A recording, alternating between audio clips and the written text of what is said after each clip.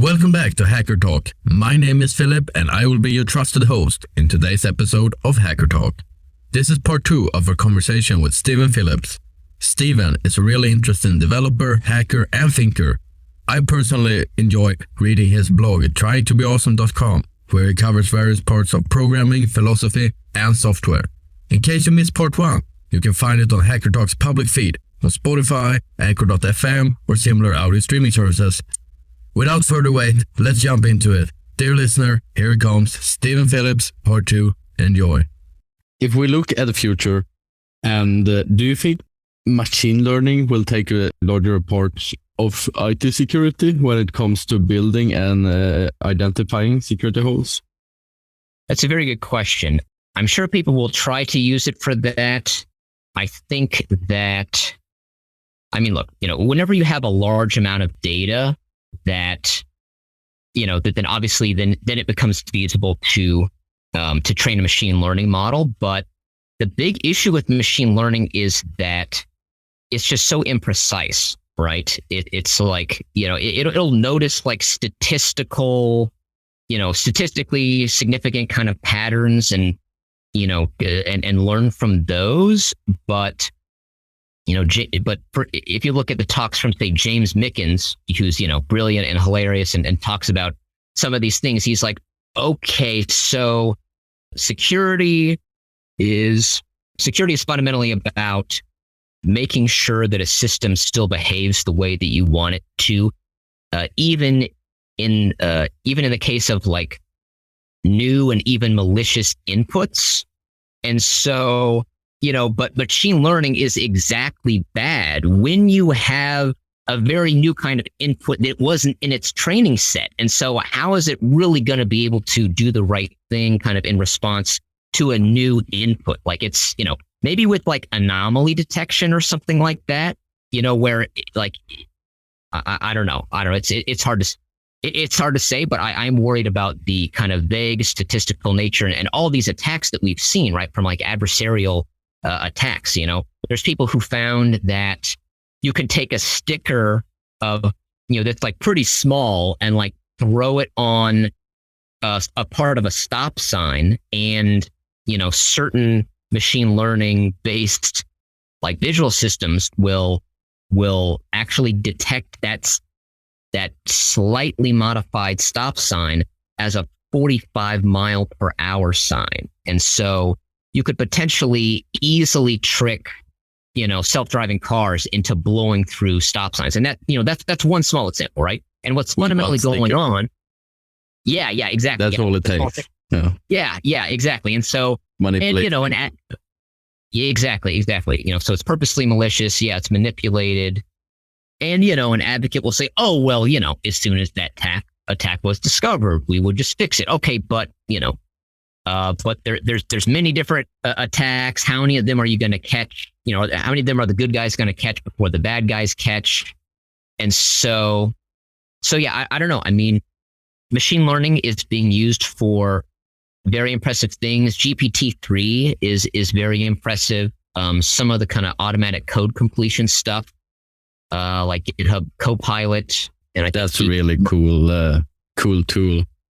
It's very interesting. I would say that the jury's still out on some of that. Like part of me thinks like, okay, this is obviously the future and it'll certainly be part of the future. But also something, a side note on the Google Copilot, because that's trained upon, I read it was trained upon data from Stack Overflow and it was trained on data from GitHub. What about all the bad coding patterns? There gotta be so much bad coding patterns in it that exactly.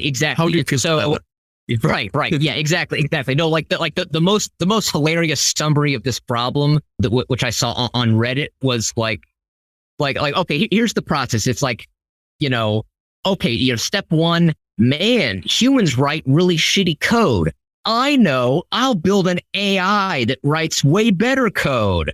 Okay, so step 2, build a machine learning model trained on shitty human code. It's exactly. Question mark. Step 4, profit. Like, wait a second. Like, we're just like scaling up the problem that we were just trying to solve, right? We need software that actually understands, we need AI that understands things at a more conceptually precise level, not a vague statistical pattern recognition. Like, oh, this pixel at this location means that that's a 45 mile per hour sign. Like, that's the level of sophistication, right? So, and that's why you can have a very small change to a stop sign and convert it into what's detected as something totally different. And so it's like, part of me thinks, okay, we're going to be a lot more productive because we'll be able to just kind of, with programming, with this Copilot stuff, AI will be generating a lot of the code. It's true that, I don't know, it kind of feels like when writing software, we're mostly doing the same thing over and over again with kind of small changes, on some level, right? You got a bunch of for loops, you're looking for whatever prime, calculating whatever prime numbers, there's certain CSS things and certain patterns that are common for positioning. So, okay, yeah, there's a bunch of boilerplate that we're writing all the time. That'll be great. That's like auto-generate that stuff. We'll start to do a piece of it. A bunch will be auto-completed. Isn't that great?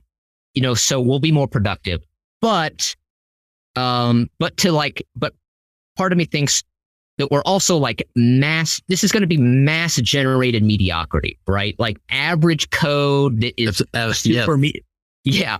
And then furthermore, another factor working against us is that each wave of people becoming programmers is larger than the last. And so like the average amount of experience of a programmer keeps decreasing. And so the quality of the code in the world on average continues to decrease. So now, it's like, 30 years ago, you had, all these people who were like great at C, really understood the machine. All the layers, assembly and exactly. How to handle pointers and yep. Exactly. And there weren't as many layers. And so it was easier to understand what was going on. But when you have like the people who are building the fundamental layers and understand what's going on, it's like, that's one level. Fast forward to today, it's like, okay, someone who's been, programming and, they went to a boot camp, a software, like a development boot camp. They've been programming in React for 2 years. Like how good is that code going to be compared to, the people who created Unix and stuff like that. And so to have like all of that code going into the models, it's like, I mean, the quality of the code generated by them, like literally could decrease over time if they don't, if that really started happening, they'd try to figure out ways to, okay, how old is this code or how experienced is the person? And they need to have metrics and heuristics for, okay, this code is so bad, it's not going to be included. But, there's like new vulnerabilities found in, 10-year-old versions of jQuery, like today and, 15-year-old versions of the Linux kernel. And so like even things that have been around a long time that were built by professionals and they're very experienced. Humans don't know how to write software. Like that's fundamentally my position, right? Now you could say, oh no, what do you mean? Millions of humans know how to write software. It's like, obviously that's not true. Well, let me give you an analogy.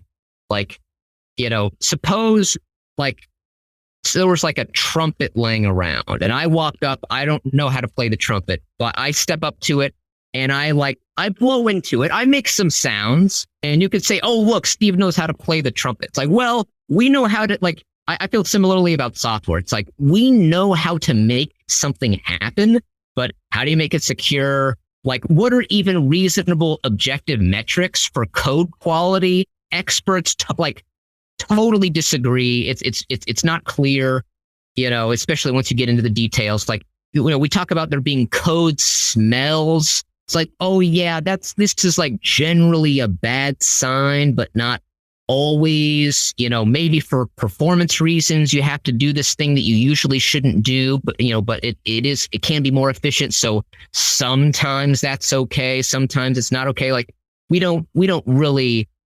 know what the right abstractions are. Clearly, a lot of them are poorly designed, but we've all been taught that the progress of software is a story of like higher and higher level abstractions. But there's only we're taught that because there's a handful of a few super well designed abstractions. right? Like SQL, very well designed. Like you don't feel like you're basically manipulating a B tree by hand when you're doing a SQL query, but or an insert, right? Like that works really well. You can think in terms of like rows and columns, and everything works. You can stay in your high level LAM, and it just magically does it for you. Exactly. It's not a leaky abstraction, but like when you're just using a library that is like a very thin layer, but it's actually hiding things you actually end up needing to know, and it's actually buggy, then the things you need to know are being hidden from you. That's a big problem. But anyway, so most of the, features that go into programming languages, how well thought out are those really? There's famously languages like C++ that just like whatever features people asked for, they wanted to throw in there so that the language would be appealing. Well, then you have something that's a giant mess, and there's different style guides, and different people use different parts of the language. And then, and then there's a whole security side of like humans can't write large code bases out in C and C++ without them being like catastrophically insecure. And so anyway, I think we don't know what we're doing, and we need, I want to see more effort going into like fundamentally rethinking our abstractions rather than just taking mediocrity and mass generating it to like speed up how much stuff that we're throwing out into the world. What do you think are some good ways of catching bad code patterns? Because what I see right now with development companies is they throw in a couple of linters and then maybe a CI, and then they call it a day. Right. Yeah, it's tough. I mean, I'm a big fan of end-to-end tests. Like, there's so much emphasis on unit tests, and it's like really easy to measure whether or not there are unit tests that test this specific function, because that's all that they do. And then so the tools, that will tell you whether or not this whether or not like this block of code, is tested, and like what is your code coverage. But if you look at it from a perspective of kind of leverage, of like, for each line of code, of test code that I write, how many lines of production code are being tested? I mean, it's so much higher leverage to do things that are more end to end, where it's like, I'm going to use Cypress in the browser and like, simulate like the major things that, the major features from a user perspective, like, we want to make sure things are working from the user's perspective, right? So it's like people have like all these unit tests that pass, but they like combine the working code in the wrong way. And so like the higher level stuff is broken, but like that's the only thing that matters ultimately, right? And sure, okay, let's have some unit tests or whatever. But like I'm really excited and hope to see a lot more of what the Clojure community calls generative testing. No one really does this. I mean, maybe a couple Haskell people, and there's some Clojure people. Here's what they do. There's something called Clojure spec, and it allows you to write a specification for like a function. So what is a specification? It's basically type information plus various other things. Now, Clojure is dynamically typed, and so it doesn't really have a type system per se, but you can have this thing that's a spec that's kind of like part of a type system, and kind of like contracts, and kind of like some other things. So let me give you an example. Let's say you create a rand range function that accepts two integers, and that function outputs a random integer in between those two numbers, right? So we're randomly generating an integer within that range, rand range. And so what does the spec look like for that? Well, it's not just, okay, this thing accepts two ints and outputs an int, right? That's type information, but that's missing a lot, right? There's a lot of constraints that we should be able to specify somehow in the code for how this thing should behave, what correct behavior looks like. But you can't do that with a programming language, basically, like these days. Some people are trying to have things where you can specify invariants and whatnot, but a lot of that gets into like very esoteric functional languages. And, there's some good ideas in some of these esoteric languages that should be integrated, but Clojure's trying to do that. So with the spec, okay, yeah, you have type information. but you also want to be able to say, hey, the input, by like the first input to the rand range function should be strictly less than the second input, right? And the output should be between the two inputs. And if it's not, that's invalid. Like, you can, so you can have so you can manually write, 5, unit tests that pass, for something like this. But did you remember to test, if both of the inputs are negative? What if one of them's 0? What if the other one's 0? What if one's negative and the other's positive? Like, are you sure that this works? And like all the time, right? Like there'll be something that in hindsight is obvious. Oh yeah, I forgot to test empty string or 0 or something like that. Well, once you've written this spec for your Clojure function, the magic that happens is that you tell the system, hey, start generating thousands and thousands and thousands of inputs and of like potential inputs into my rand range function, and then filter out the ones that don't satisfy the inputs, because it's I think it's what they do, because it's like maybe it's not clear what should happen if you pass in something that's invalid, or maybe you could say if there's invalid input, it should throw an exception. Maybe that's part of your spec or something like that. But you can have the system effectively, it's not literally generating unit tests, but it's generating many thousands of inputs that you don't have to manually write, and then making sure the spec is satisfied in terms of the inputs, the output or outputs, and the relationships between those. And so moving, having the computer actually help us, like make sure that things are working, seems like a really good idea, in a more automated way, right? Not just we manually do everything and then only that exact code with those exact inputs that we hard coded in the unit tests, being used to check correctness. So specifically, as far as actionable things, I mean, I would love to see, generative testing libraries written for other languages. That could be a really big deal.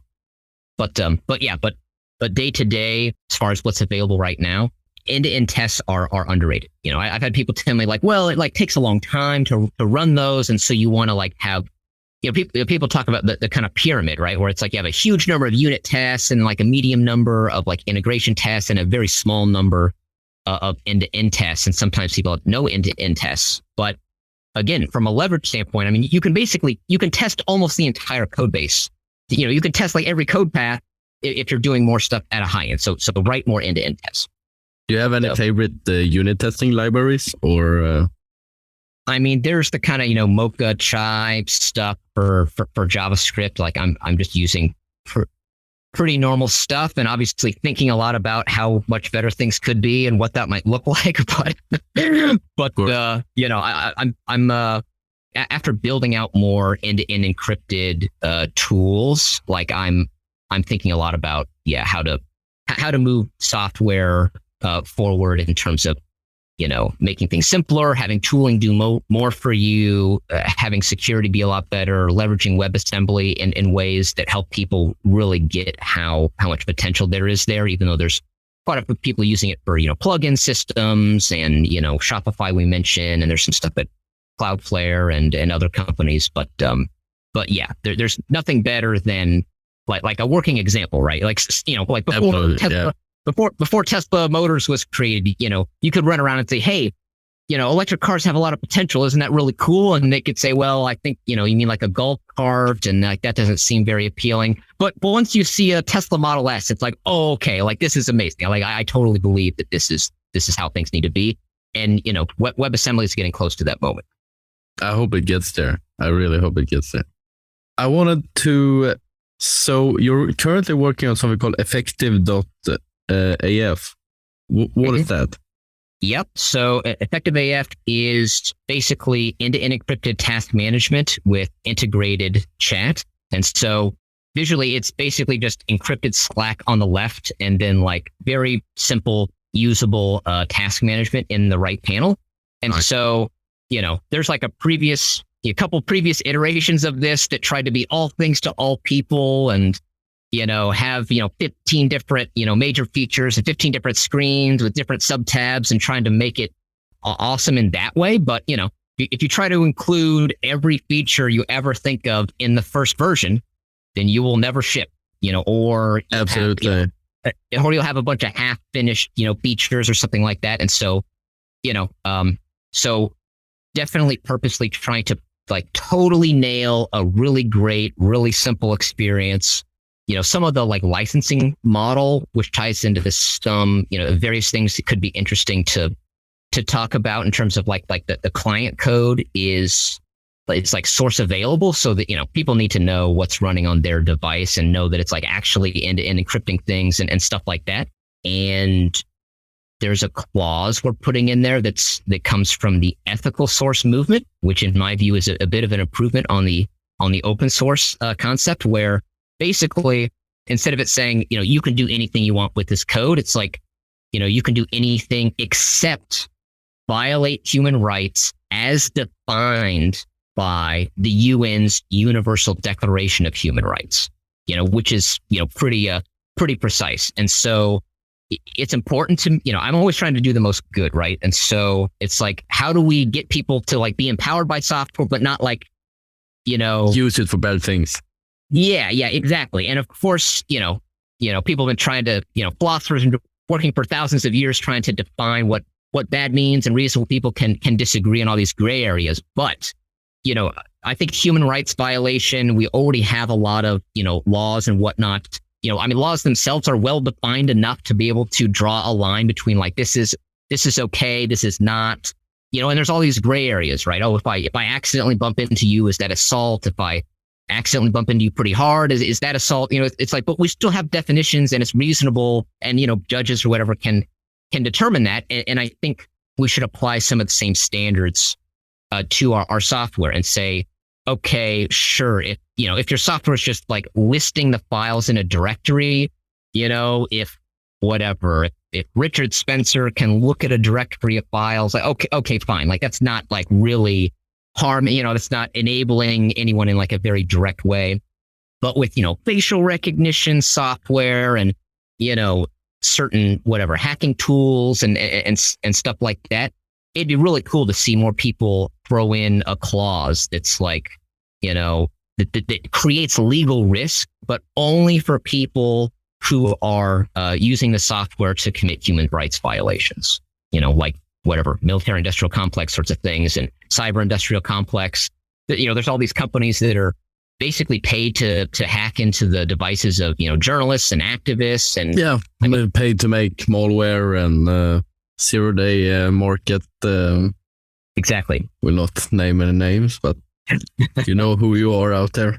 Yeah, exactly. So it'd be cool to see some of that.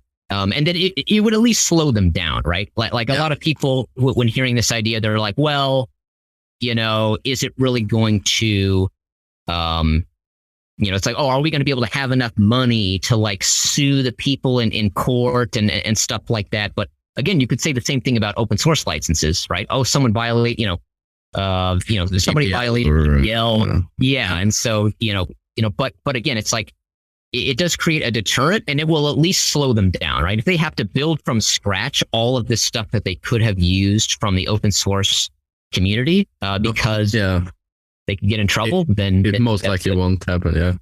Yeah, exactly. And so, that's to me, that's the ideal balance that I've heard of anyone think about or talk about, or that I've tried to think of, where it's like all the good things about open source communities and people building stuff together, but just tilting the playing field just a little bit, right? And there's people who there's like many years ago there were like bad attempts at this, and more recently there's been some things that are very, very ill-defined, and it's like, well, if you're like part of like like the majority race in your country, or a minority, they try to create some things that are ill-defined and like have all these negative side effects that they don't think about, and so there's pushback against some of those, and like, oh, none of that ethical source stuff will work. What does ethical even mean? But again, the specific concept of UN, Universal Declaration of Human Rights, that specific idea, I think is very good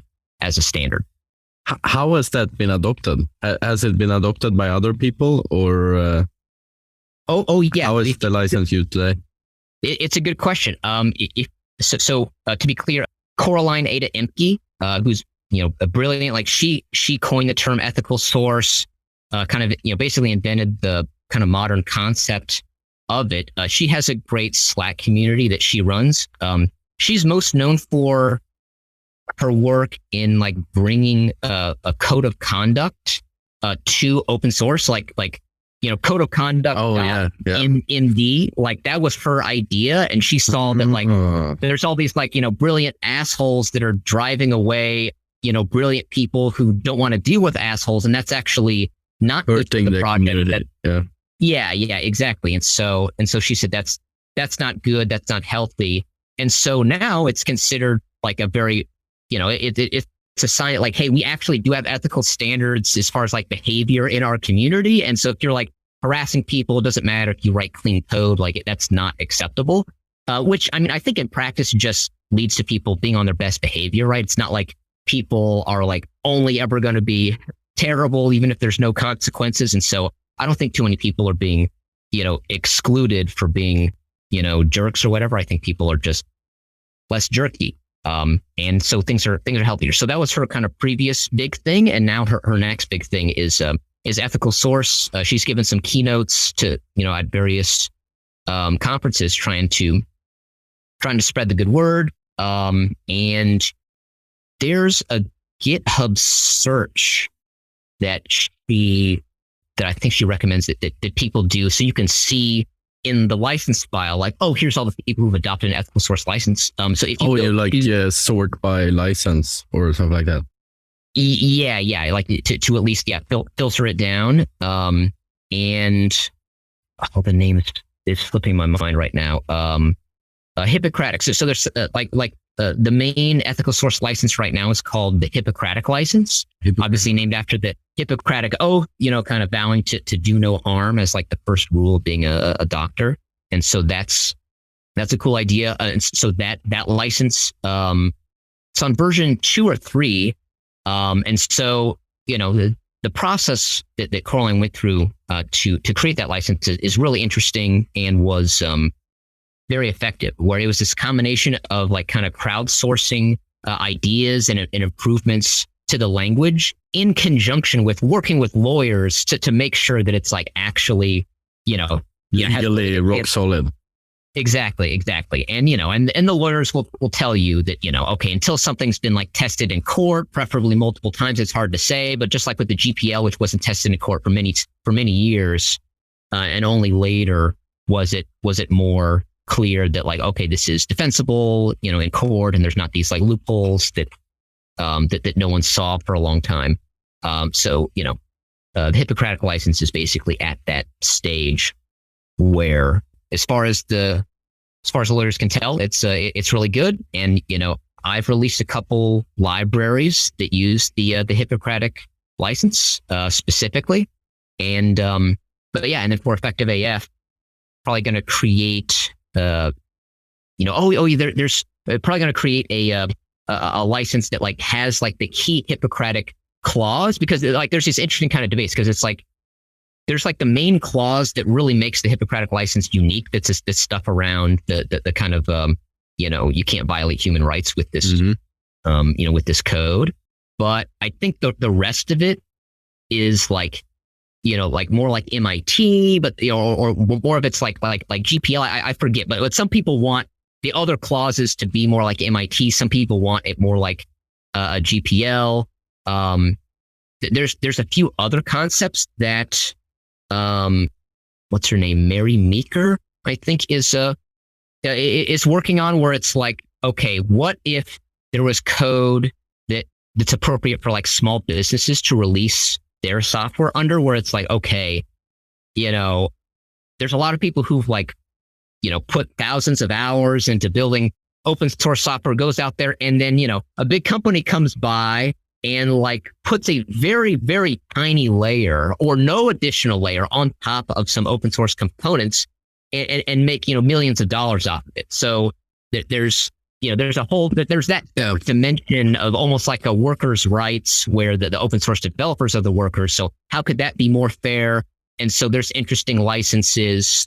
Google deploying, I think they deployed the X amount of million versions of libcurl, which is the HTTP library between, zero money back to Daniel, unfortunately. But Yep. Yeah, exactly. Yeah, so it happens.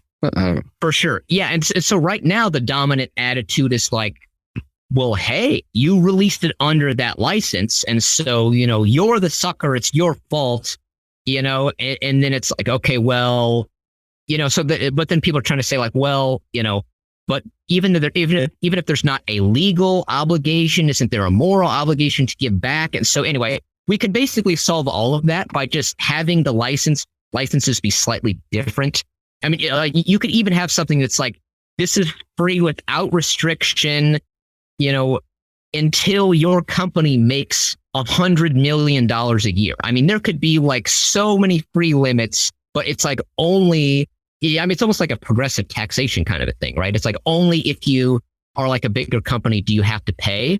And it's interesting because, my kind of technical mind says, well, and think about the ethics of some of these entities. It's like, Facebook's just going to use it and not pay, but actually like big companies that are publicly traded, and they're usually, employees are usually kind of spending other people's money or spending the company's money. And so they're not really price sensitive. And they're like, the lawyers say all this should be airtight. And so they would just pay and not think about it. And like the open source community or, almost, have like, 3.5 of the 4 freedoms, still preserved, where it's not completely, you can do anything with no restriction, unlimited scale.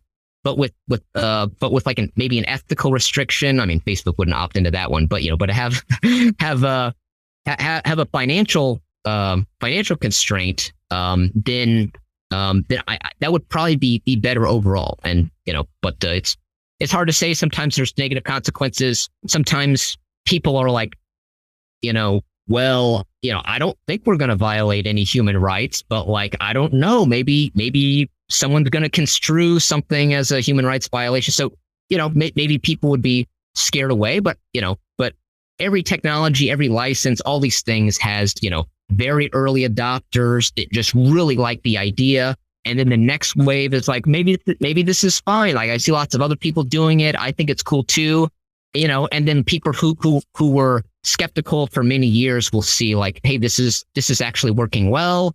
I contributed to someone's library the other day. I didn't even realize it was under the Hippocratic license because it doesn't really matter. But I imagine all these communities would be destroyed if all of Richard Stallman's 4 freedoms were not perfectly satisfied.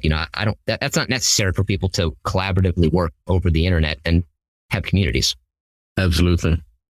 What happened with Richard Stallman? Didn't he he had all this controversy against him and then he just disappeared? No. Or yeah, still active or I believe he question maybe. Yeah. I'm not sure. But yeah, there's controversy and I mean there's a lot to potentially be said about that. But yeah, I think he like rejoined some board, and then at MIT or at organization or free software organization. So effective.af. Something I read is that it has a native, or I'm not sure if it's native, but it has support for being hosted on a .onion website, and that makes me really happy because I am often the person in enterprise that try to advocate for Tor, and then no one really, we have to download an extra browser for it, or we have to do all of this. Do you have any ideas on like how to motivate maybe non-technical people to use Tor? It's a good question. I mean, I will say that, as someone who's been like as we've talked about, kind of privacy advocate and kind of privacy activist, starting in like 2012, 2013, like there's a period actually for quite a few years where I was giving people workshops, teaching people about, why they should care about privacy and teaching them how to use privacy enhancing tools. Definitely Tor and Signal and Veracrypt and various things. In terms of what works to convince people, unfortunately, by far the biggest motivator is just what other people are doing. And so now that lots of people within the last 3 years, I would say, suddenly care a lot about privacy, and people feel like they're being spied on, by Google, by Facebook.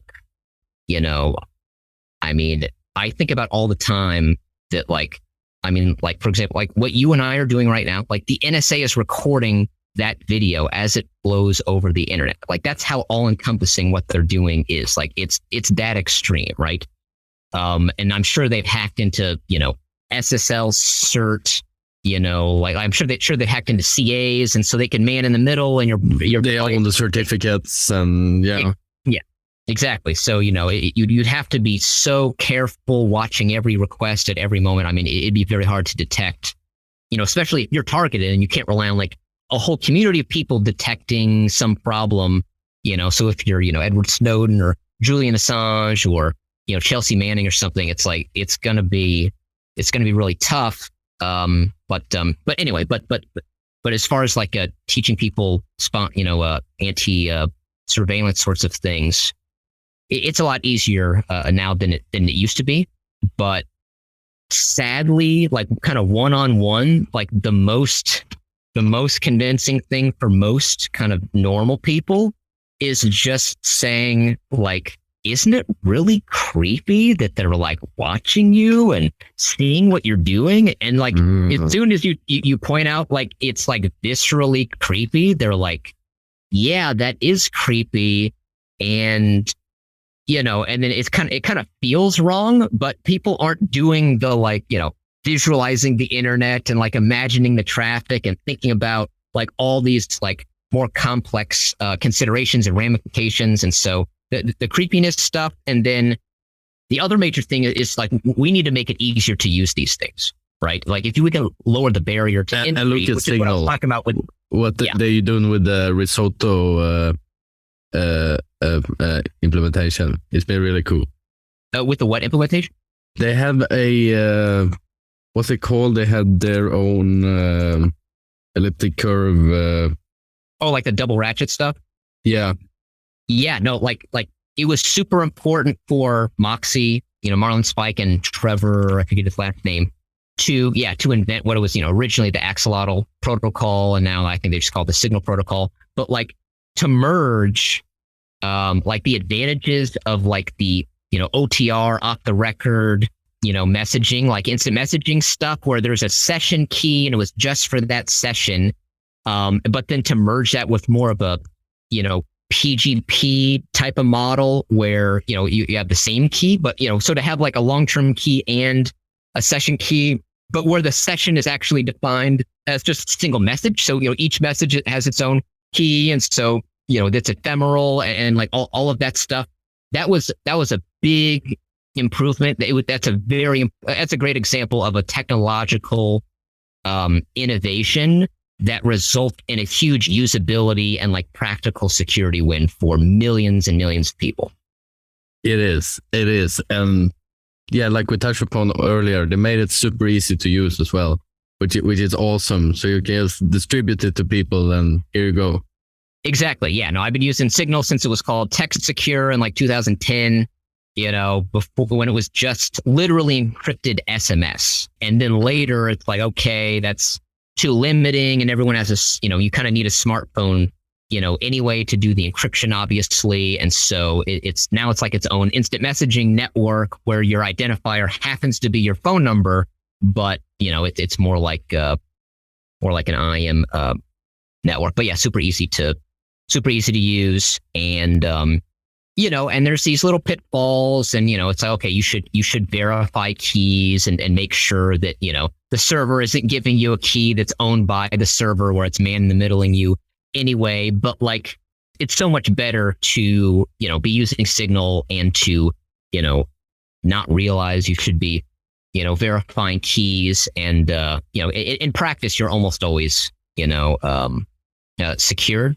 Verify keys, that is better, but the point is that there's been a lot of thinking in the privacy community that, again, I think is just like some of the usability stuff is really limiting the potential. Then they have the sense of like, if you haven't verified the key, then you have no idea, like whether or not you're being, man in the middle. And so people shouldn't even use any of this stuff unless they know for certain that it's like giving all the protections. It's like, yes, let's tell people to verify keys, but people are actually protected in practice, right? Like the NSA probably cannot decrypt those specific messages, right? They'd have to, hack into, like Signal servers, or have Signal be coerced into like putting this, encrypting certain messages with another key. There's no evidence anything like that has happened. Obviously, right now, Signal keeps super minimal metadata and almost no even encrypted data about the user, right? There's not like a pool of messages sitting there. And, that's good for messaging. That really limits what you can do if you want to do like a collaborative, document editing thing. Like you can't just each have your own local copy with no pool of shared data, and so, Signal protocol is optimized for that use case, but a lot of people think, oh, well, that's the best encryption, and so you should use it even if you do have a shared pool of data. But, there can't be an ephemeral key, that you throw away, that prevents you from being able to decrypt the document, that the other person was just editing. So anyway, different tools for different use cases. And, I just want that's to encrypt more things, but think clearly about the trade-offs and between these different things. But Signal's great. If more tools are easier to use, then it won't be a big deal, right? If they're as easy to use as anything else, then it will just be the standard, right? It's like if you have two things that are equally easy to get started with, and that, a lot of your friends are already using, then it's like, do I want to be more vulnerable or less vulnerable? Like when all else is equal, like obviously, people are going to make the right choice there. But, if it's like, am I going to have everything be a pain in the ass and I have to solve a CAPTCHA, every 5 minutes when I browse the web but I get certain, advantages versus having things be more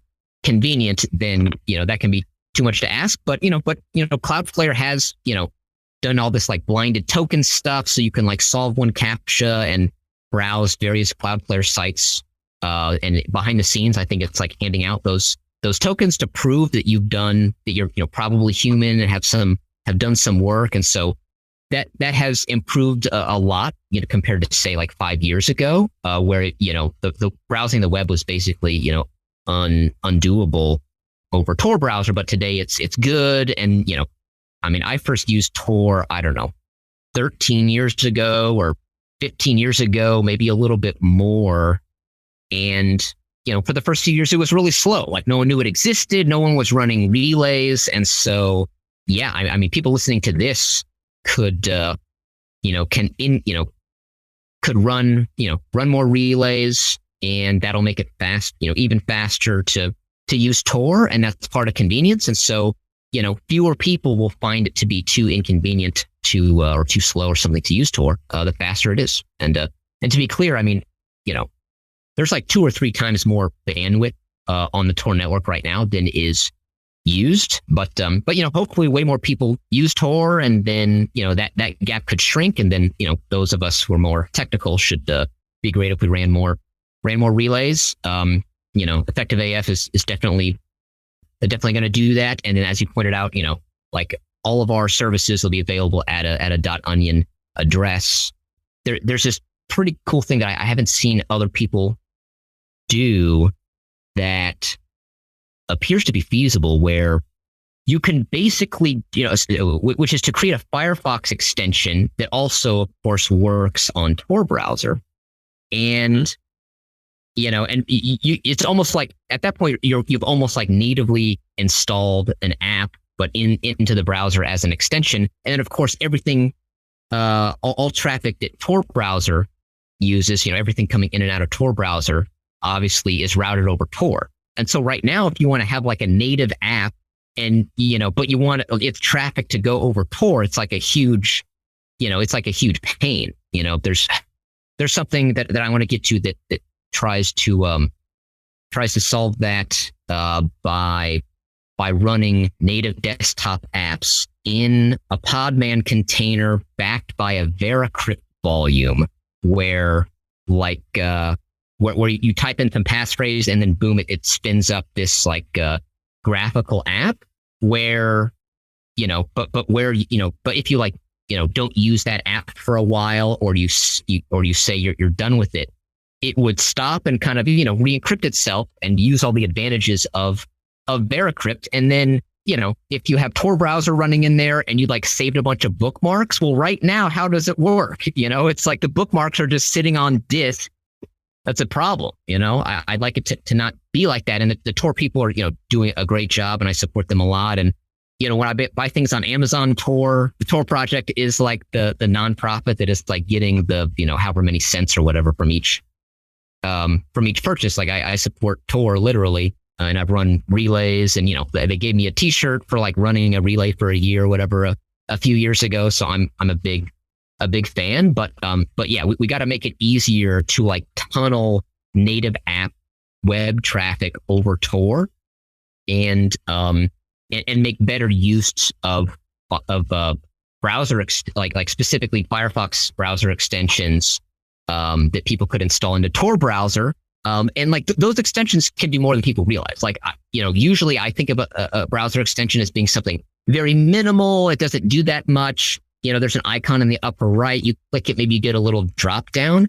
But I've seen a couple examples of browser extensions that, it feels more like a normal web app, or it's overlaying the web app, but the JavaScript running on that web page doesn't have access to the JavaScript that's running in this kind of widget that's hovering above that page that's part of a browser extension. So I'm oh my God, we gotta leverage that. And then we can have that store, private keys separate, obviously, from, again, totally separate from JavaScript running on the sites that you visit. And then to have all that go over Tor automatically. It's it should be really easy to anonymously use way more things. And so we're doing that with Effective. That's awesome. That's really great to hear. I'm really trying to push Tor adoption, both with people I work with, and I tried to make if we were demoing a web application and generate, because it's so easy. You can just generate the .onion address, and then that person can use it for 10-15 minutes, and then you can just throw it away. Yep. No, it's super exciting property. I mean, some people have pointed out that wait a second, there's the ephemerality that's awesome. There's the you're definitely talking to who you think you're talking to, because the identifier is a hash of the public key or something like that. That's really cool.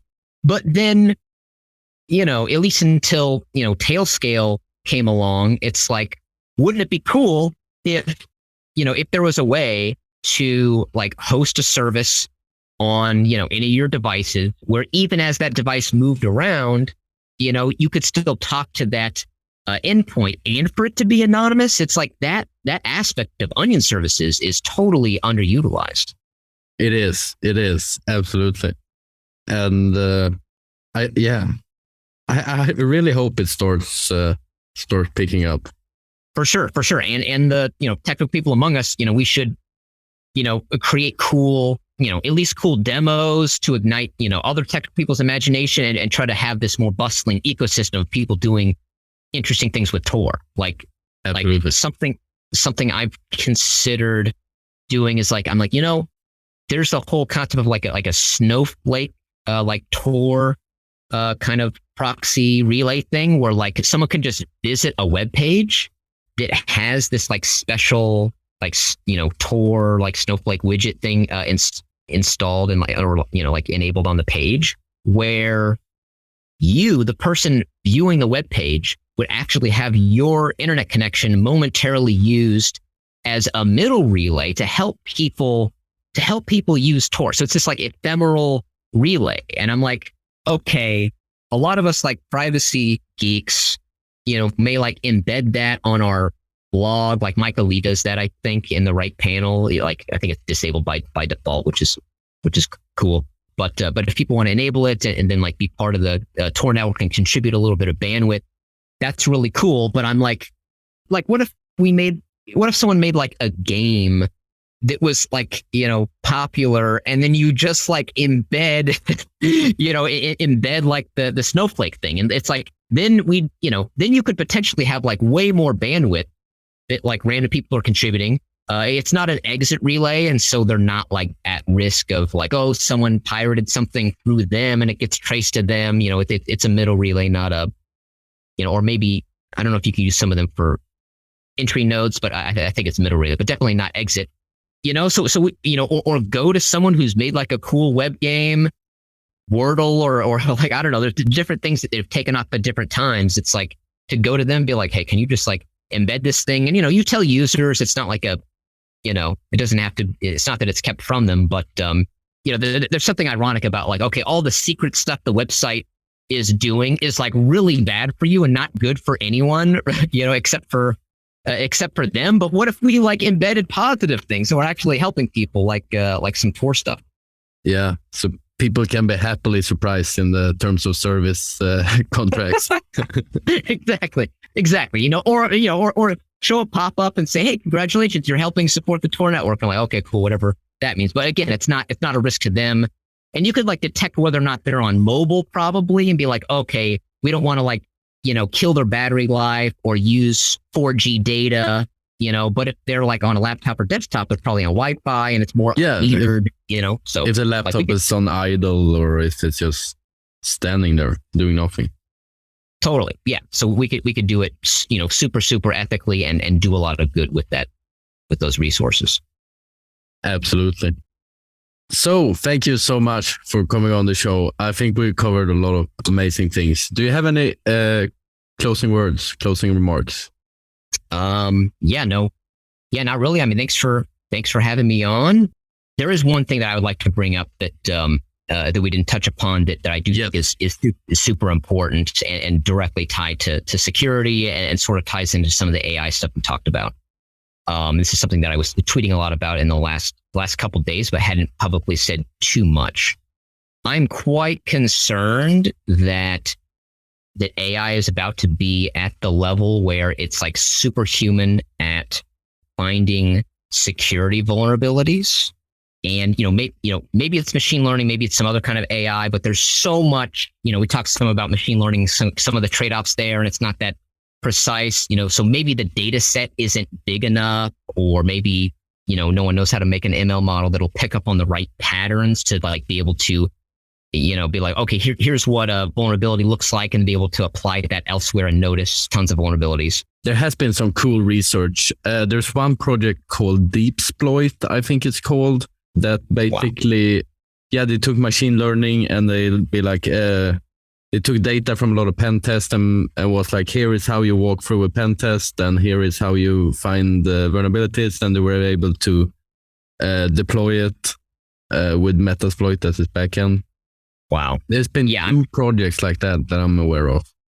But wow. Okay. I'm surprised I haven't heard about that. That's super important for people to see that things like that are coming. And in this case, it exists. But, if you look at like how ridiculously quickly AI has been developing, it is faster than I thought it would be. When it's like to learn like, okay, people don't really understand how machine learning works. How are you going to be able to improve something that you don't understand? Like, especially improve it significantly. I really didn't think that it could take off like this without deeper understanding. But, people are, supposedly inside Google, they have like an AI that's like rapidly trying a bunch of combinations for machine learning models to like train other AIs. And so, it's like things are developing really, really fast, right? To be superhuman at chess and then to immediately after, like a few years later, be superhuman at Go, which has like, like not the Go programming language, obviously, but like the,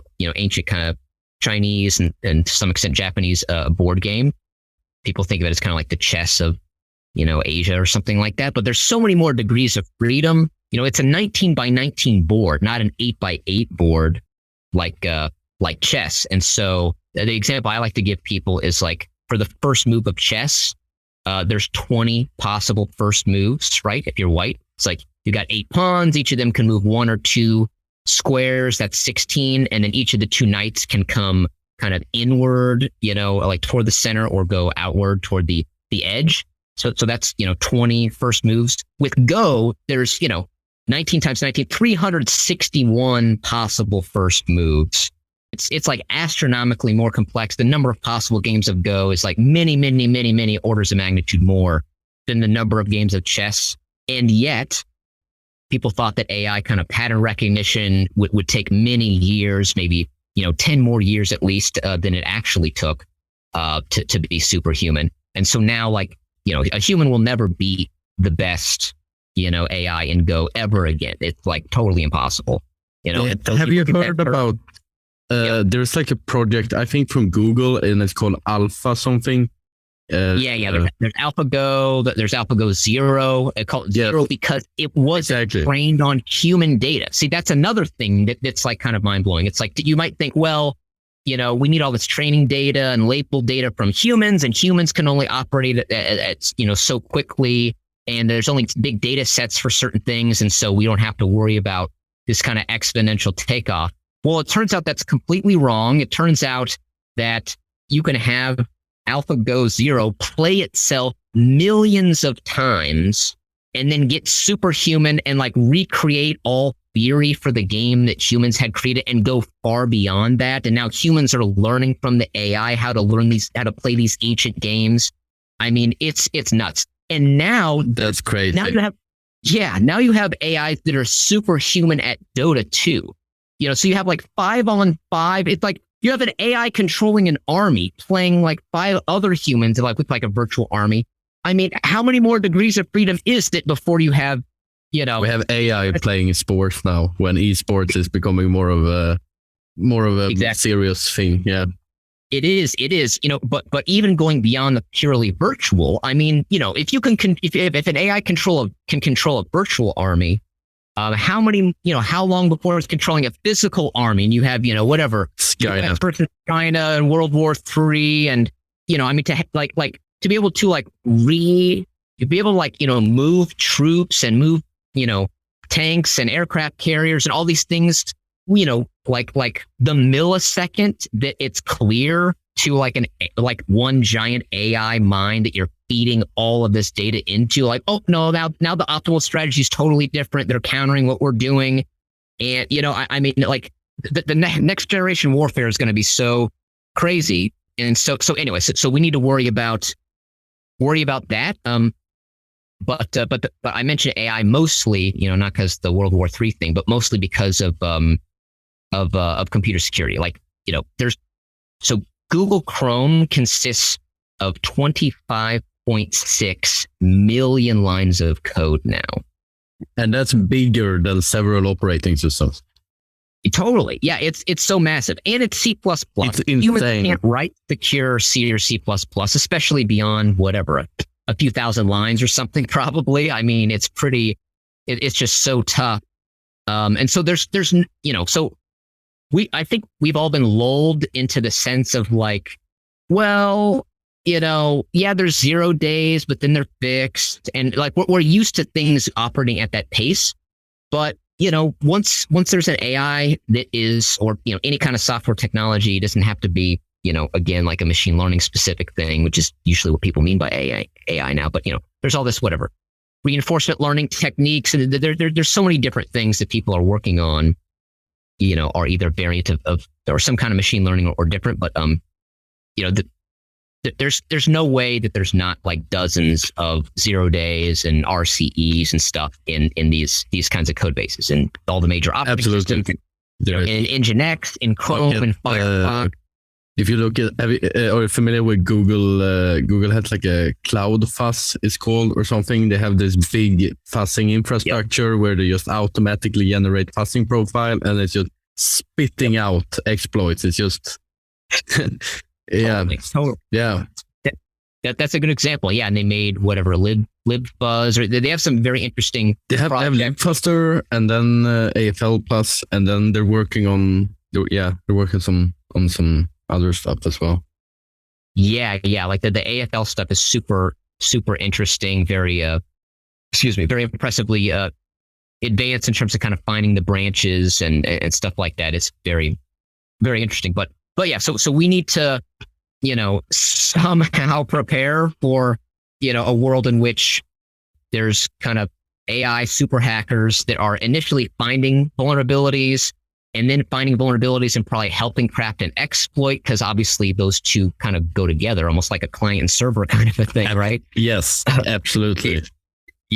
So like a glove on a hand or something. And so, and then eventually you're going to have AI that is hacking things itself in real time at machine speed.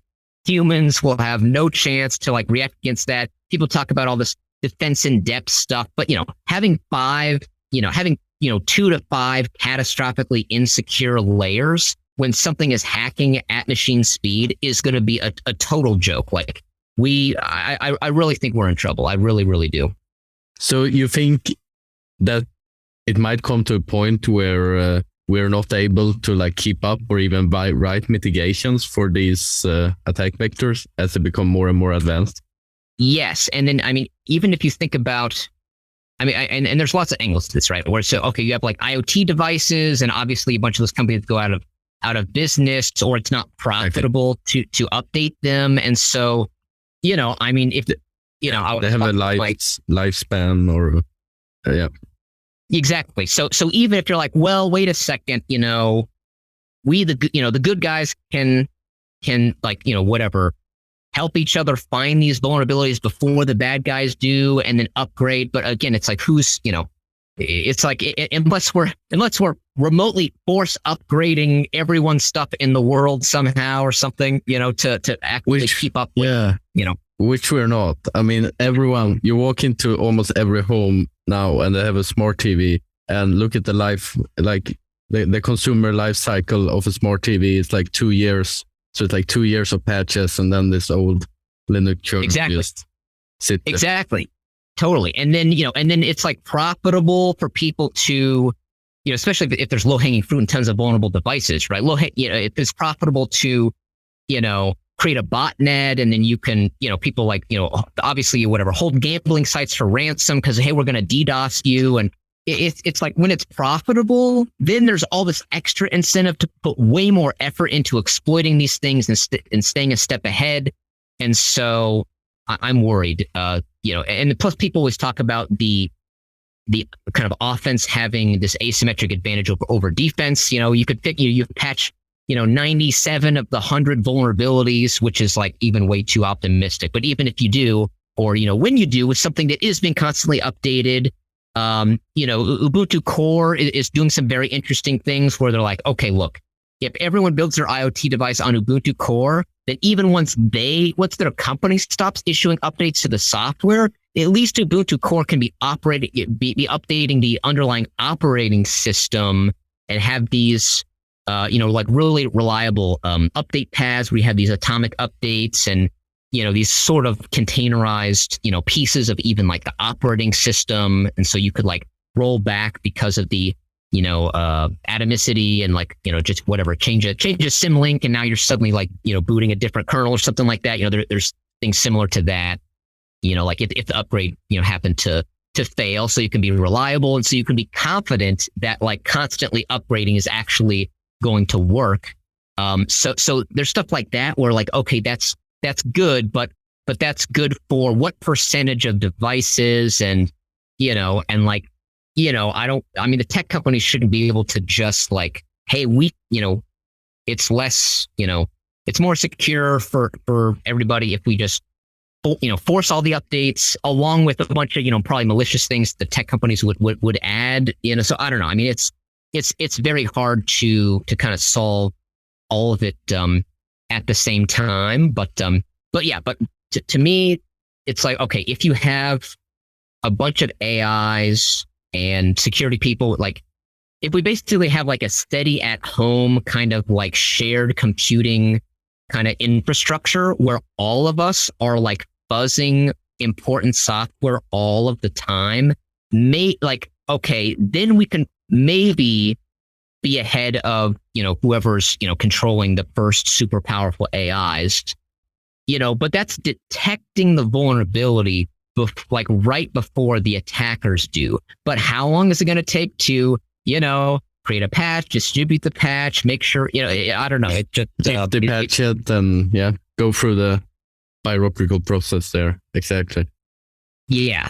So to have AI moving at like the speed of light over the internet, it's like it feels like we're sitting ducks to me. And so anyway, I'm worried that the internet could become too dangerous to use in the next few years. If like whenever you go online, your risk of getting hacked into is really high. If even if it was only 1% of websites or something, it's still like, that say were hacked into and being used to distribute malware that was in whatever JavaScript or something that was exploiting a 0-day in like Chrome and Firefox and Brave and whatnot. And Tor, Tor browser obviously is like hardened, Firefox, basically, huge code bases. You could exploit so many people that way. And then now with like cryptocurrency, people's like Bitcoin wallets sitting on their devices, that again creates an economic incentive to do way more advanced things and create vulnerability or create exploits and go after people's really valuable stuff. It's not just like their contacts that are sitting on their device. It's like a lot. Now they have a wallet in the browser, exactly, with private keys. Totally. Yeah. And so that's so anyway, so even if it would only have to be a very small percentage of things that are getting exploited. And then people would just be like, well, one of my neighbors, so like this is like a prominent thing now. Like one of my neighbors had all their stuff hacked when they were browsing because, someone could hack into ad networks and like distribute, malware to millions and millions and millions of people at the same time. And so anyway, and then you think of whatever government infrastructure, how quickly are they going to upgrade that stuff? And that being exploited. And anyway, it's very concerning. It is. You can do a lot of damage by just taking the browser, because I don't know when this episode will be released, but 2 episodes ago, we had a guy named David Jacoby on a show, and he was talking about he basically had an exploit for a NAS system, and then in order to trigger it, he wrote a JavaScript scanner, and then that will run on a website, and then that website will enumerate local IPs, and then the browser can talk to the other people on the local network. So then you're already in their local network. Great point. Wow. Yeah, no, that's great. Yeah, I know there's like, DNS rebinding stuff that can help you get around like even like cross browser restrictions. I mean, it's crazy. There's a lot out there. All right. Sure. Thank you so much for coming on Hacker Talk. How do our listeners stay up to date with what you're doing? Sure. So I'm Steve at tryingtobeawesome.com or Steve at effective.af. Like you pointed out at the beginning, tryingtobeawesome.com is where I blog sometimes. Sometimes I write blog posts about what the future of software could look like at revolutionize.dev. But yeah, and I'm Elimus Steve most other places, ELIMISTEVE. On Twitter, on GitHub, on whatever, IRC and Keybase and Gmail and basically everywhere. Awesome. We'll be sure to have those linked below. All right. Thank you for listening to Hacker Talk this time. And thank you, Steve, for being our guest of honor today. We covered so much, which is awesome. And hopefully you will come on in a future episode. I'd love to. Thanks for inviting me. Bye.